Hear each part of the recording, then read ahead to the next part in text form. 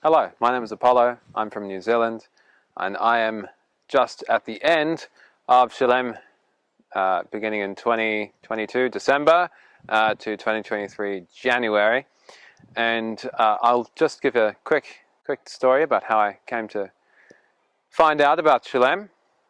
3 months ago, I tried to commit suicide by rolling my car 2 or 3 times from one highway just onto the edge of the opposite highway.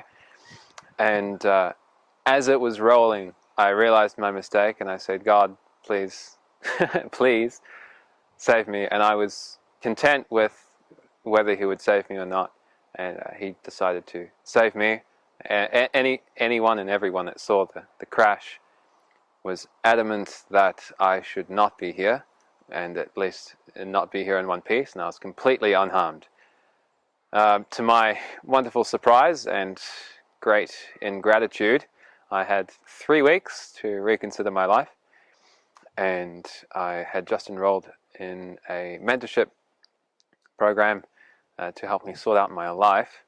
And but one primary issue that I had was my relationship with God, which is why I decided to commit suicide, because I could not understand how God would help me out of the mess I got myself into. And I thought that I must save myself. And understanding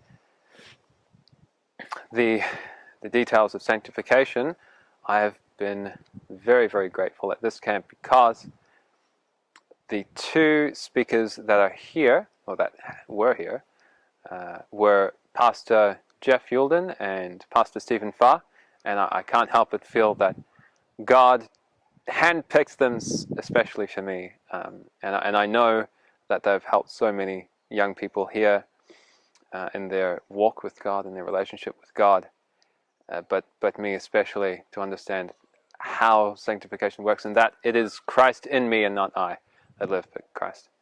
And so I'll tell you a bit about my experience here. Aside from that, many years ago I had a dream. Well, I had 2 dreams. One dream, which was that I wanted to be a pastor and I wanted to help people. I loved the idea of helping people.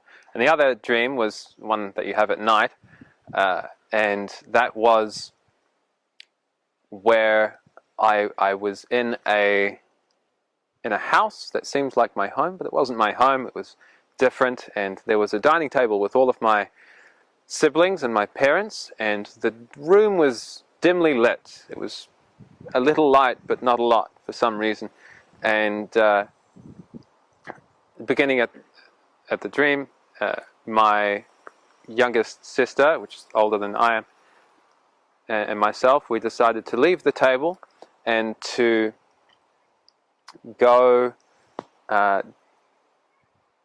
out of that room, the living room, into a hallway, and the rest of the house was dark. It was not lit at all. There was no light. It was just in the living room. So we went down this hallway, and we went into this room, and there was nothing in the room. In the corner of the room was a cubby hole, a cupboard. Opened the cupboard. There was this passageway that led somewhere. We went down the passageway, really long. We went through it. We ended up on the other end, on the top of a hill. There was a valley.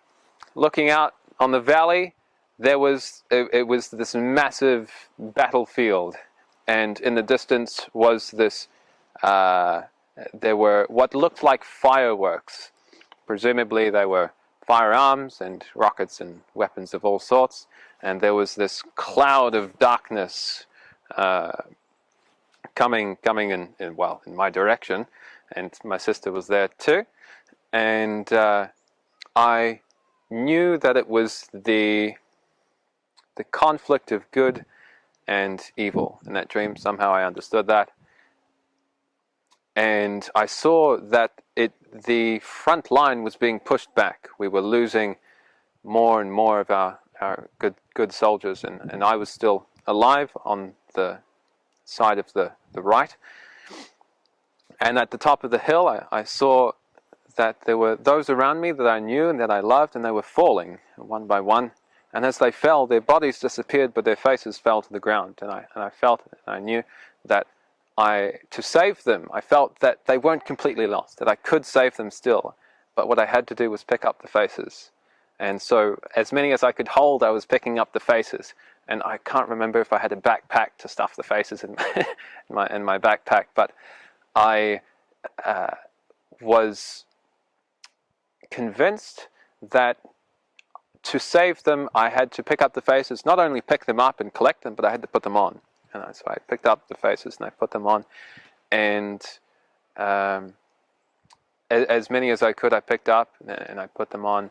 And I went up to the top of the hill, and that was pretty much the end of the dream. Now, why am I telling you this? Well, because in Stephen Farr's testimony, he said that his mother told him he had a Joseph anointing. Now, what she meant by that was that he had some dreams. In his testimony, he tells you the dream. He had some dreams, and years later they came true. These were dreams given to him by God. And I was impressed to ask Stephen Farr if he has a Joseph anointing and he has dreams, can he interpret dreams? And I asked him if he had, and he said he had interpreted some dreams before. And I was impressed to ask him the interpretation of my dream. So I told him, and he told me the interpretation, which is that I would go through a dark time in my life, and I would have to leave my family, and through that dark time,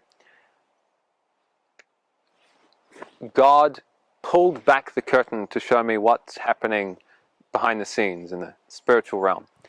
And he said that those that are falling, those faces, for their faces to fall and to put on their faces, it means that I have to face them. And I was ecstatic that he told me that's what it meant, because I was so puzzled for so long. And that was exactly what I needed to hear. And he also told me that God gave me this dream to show me that I would go through a dark time in my life, so that when it happens, I wouldn't be discouraged. And that has been the hardest thing that I've had to learn, which is to face those and to be an authentic Christian for Christ, not hiding my light under a bushel, but setting it on a stand for the whole house to see. More than that, I have some other stories, but let me just give a recommendation for coming to Shalem. Why should you come to Shalem?